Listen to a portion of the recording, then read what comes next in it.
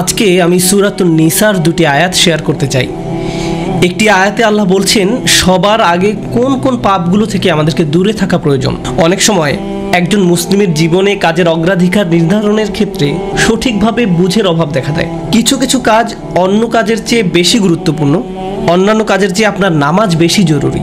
ইসলামের এমন অনেক আমল রয়েছে যা জীবনকে সৌন্দর্যমণ্ডিত করে তুলবে, কিন্তু সেই কাজগুলো গুরুত্বর দিক থেকে নামাজের কাছাকাছি পর্যায়েও নেই, বা পাপ কাজের ক্ষেত্রেও এরকম প্রাধান্য রয়েছে। অনেক আমল রয়েছে যেগুলো আমাদের করা উচিত, যেমন ঘরে প্রবেশের সময় ডান পা দিয়ে প্রবেশ করা উচিত, টয়লেটে প্রবেশের সময় বাম পা দিয়ে প্রবেশ করা উচিত, এবং নির্দিষ্ট দোয়াগুলো পড়া উচিত। এ ধরনের আমলগুলো করার চেষ্টা থাকা উচিত, এগুলো উপেক্ষা করার কোনো সুযোগ নেই। কিন্তু এমন অনেক পাপ কাজ রয়েছে যেগুলো করা কবিরা গুনাহ। অনেক সময় এই অগ্রাধিকার নির্ধারণের ক্ষেত্রে মানুষ যখন সঠিক জ্ঞানের অভাব থাকে, তখন তারা ছোট ছোট ব্যাপারকে বেশি গুরুত্ব দেয়। তারা নিশ্চিত করতে চায় যে আমি অমুক অমুক সুন্নাহ ঠিকভাবে পালন করছি তো, অমুক অমুক দোয়াগুলো নিয়মিত পড়ছি তো, শুক্রবারে সূরাতুল কাহফ পড়ছি তো, ইত্যাদি ইত্যাদি। তো তারা ছোট ছোট আমলগুলো সঠিকভাবেই আদায় করে, কিন্তু একই সময়ে চোখের সামনে থাকা বিশাল বিশাল গুনাহগুলো অনায়াসেই করে ফেলে। করার সময় দ্বিতীয়বার চিন্তাও করে না। যেমন ধরুন হারাম উপার্জনের টাকা, জিনা করা, সুদ, এরকম বড় বড় গুনাহ, বিরাট বিরাট শয়তানি পাপগুলো সে অনায়াসেই করে যায়। মনে হয় যেন চোখ থাকতেও সে অন্ধ।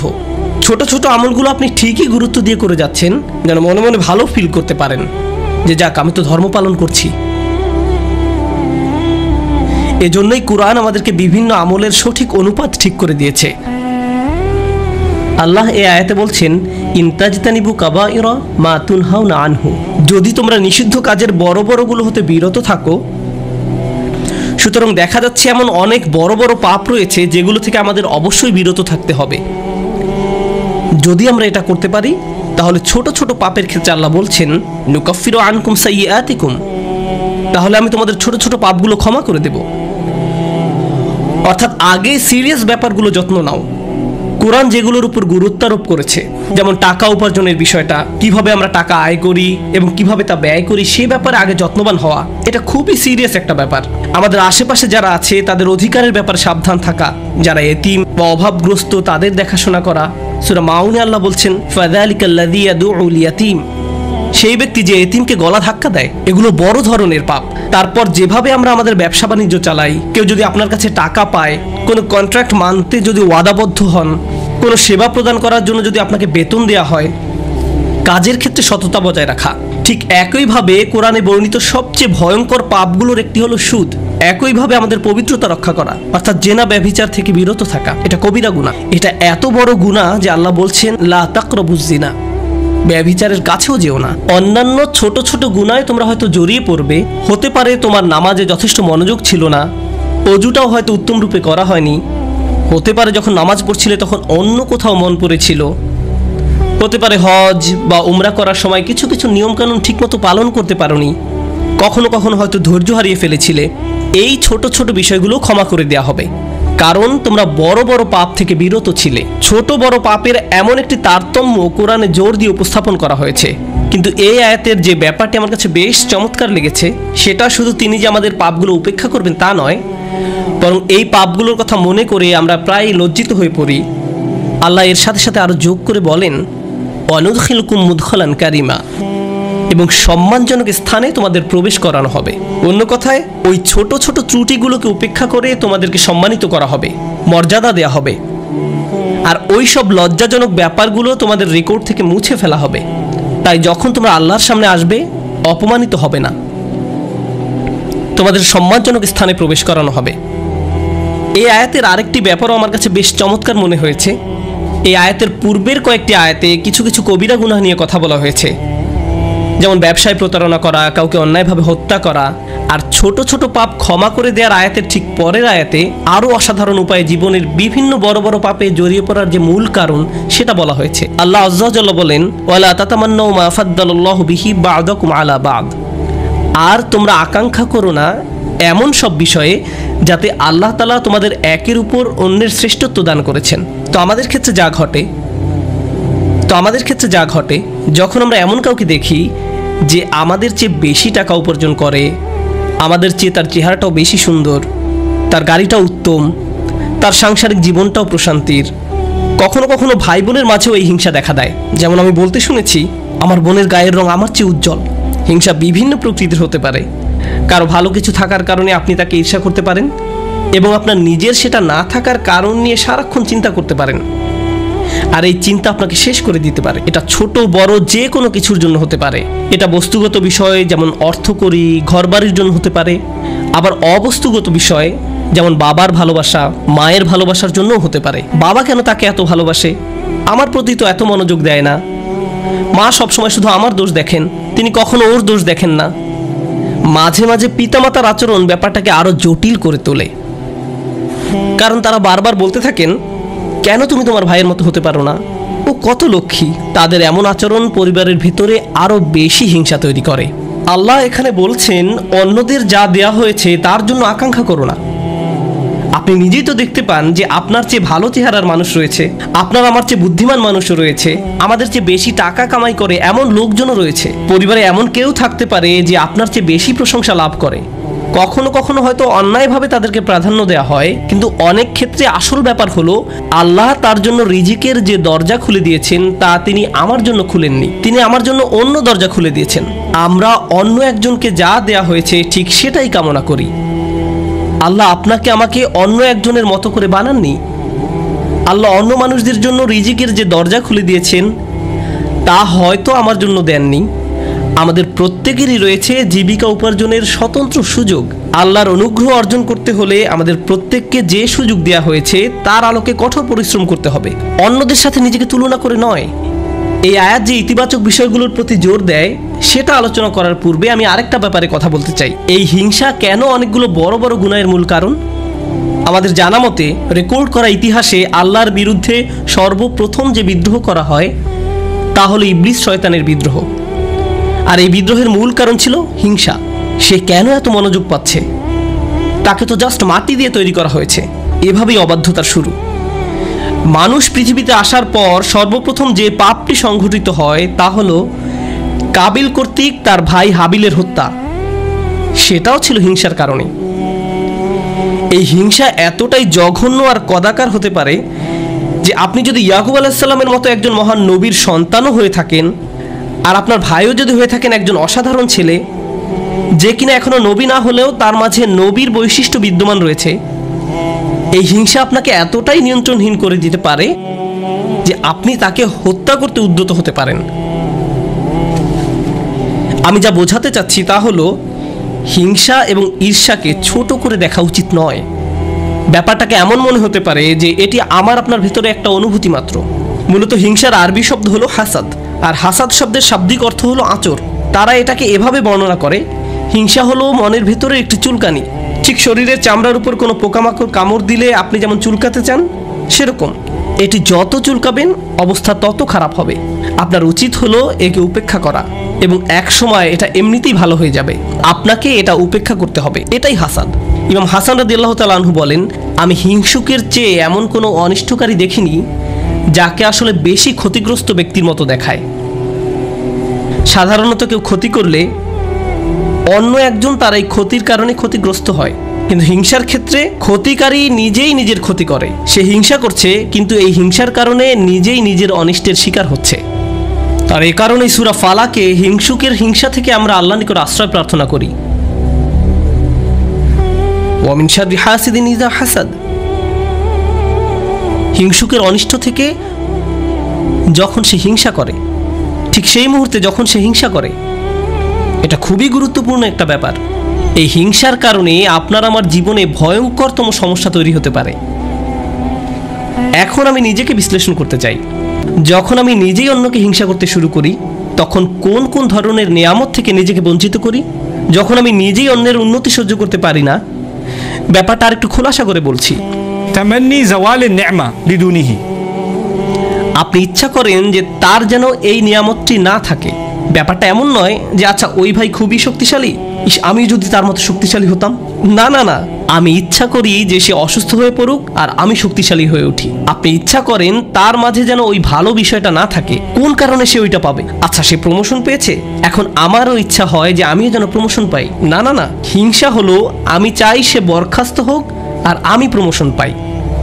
আপনি তার ব্যর্থতা দেখতে চান, আপনার ভেতরের কিছু একটা চায় তার যেন পতন ঘটে, তার পতনের ফলে আপনার জীবিকায় সমৃদ্ধি আসে না, আপনার এতে কোনো উপকার হয় না, তবু আপনার ভেতরের কিছু একটা তার পতন কামনা করে। যদি তার পতন ঘটে তাহলে আপনার কাছে তা ভালো লাগবে। এটাই হলো হাসাদ। কিভাবে এটা একজনের ভালো দিক ধ্বংস করে দেয়? আমরা ইবলিস শয়তান সম্পর্কে জানি। আল্লাহ তাকে ফেরেশতাদের কাতারে রেখেছিলেন, এর চেয়ে উন্নত কোনো মর্যাদা হতে পারে না। কিন্তু হিংসা তাকে এত উচ্চ পর্যায় থেকে একেবারে নিম্নতম পর্যায়ে নামিয়ে দিয়েছে, আল্লাহর নিকট থেকে বহু দূরে সরিয়ে দিয়েছে। চিন্তা করতে পারেন, এত বড় মর্যাদা কেড়ে নেওয়া হলো, এর মূল কারণ ছিল হিংসা। চিন্তা করতে পারেন, মূল কারণ হলো নিজেকে অনেক বড় কিছু মনে করা। হিংসার কারণে হত্যার মতো জঘন্য অপরাধ সংঘটিত হলো। আল্লাহ সূরা আরাফে বর্ণনা করেন, কাআন্নামা কাতালান নাসা জামিআ, সে যেন গোটা মানব জাতিকে হত্যা করলো। হিংসার কারণে হত্যার মতো জঘন্য অপরাধ সংঘটিত হলো, আর এই মহাপাপের মূল কারণও ছিল হিংসা। এই সকল উদাহরণের মূল শিক্ষা হলো আমাদের নিজেদেরকে ভালো করে বিশ্লেষণ করে দেখা উচিত আমরা নিজেরা এই রোগে আক্রান্ত কিনা। ভালো করে খতিয়ে দেখা উচিত আমাদের মাঝে এই ঘৃণ্য ব্যাধিটি আছে কিনা। মানুষ শুধু টাকা পয়সা নিয়ে হিংসা করে না, মানুষ প্রায় সব কিছু নিয়ে হিংসা করে।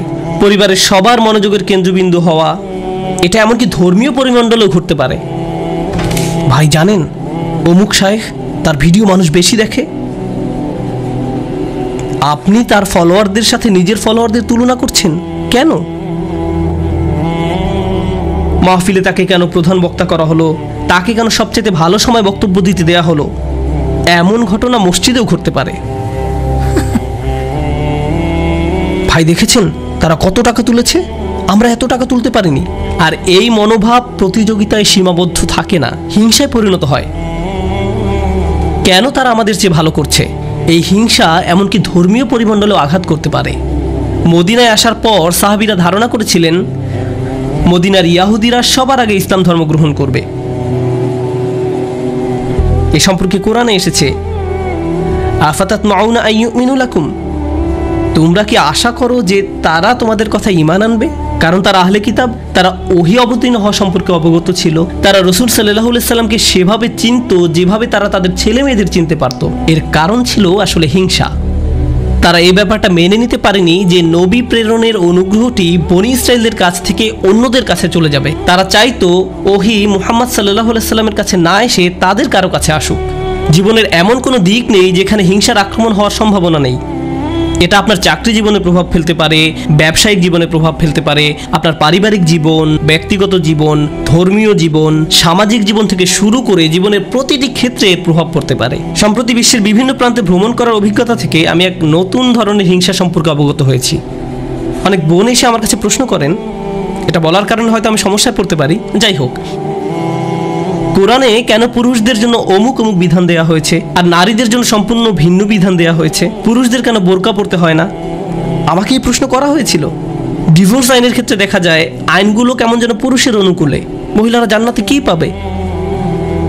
আমি বলছি না যে এই প্রশ্নগুলোকে উপেক্ষা করতে হবে, কিন্তু এখানে একটা ব্যাপার আমাদের সাবধান থাকতে হবে। আমরা আল্লাহ সুবহানাহু ওয়া তাআলা সম্পর্কে কথা বলছি। তিনি যখন কোনো বিধিবিধান নাজিল করেন, এই বিধানগুলো আমি প্রবর্তন করিনি, আমি শুধু এই বিধানগুলো বোঝার চেষ্টা করেছি এবং শেখানোর চেষ্টা করছি। কিন্তু যিনি এই বিধানগুলো দিয়েছেন তিনি হলেন সবচেয়ে দয়াবান, ভালোবাসাপূর্ণ এবং সবচেয়ে ন্যায় বিচারক। যদি এই বিধান নিয়ে আপনার অন্তরে খুঁতখুঁতে ভাব থাকে এবং মনে মনে ভাবেন যে আমার মনে হচ্ছে এখানে ন্যায্য বিধান দেয়া হয়নি, এটা খুবই মারাত্মক একটি সমস্যা।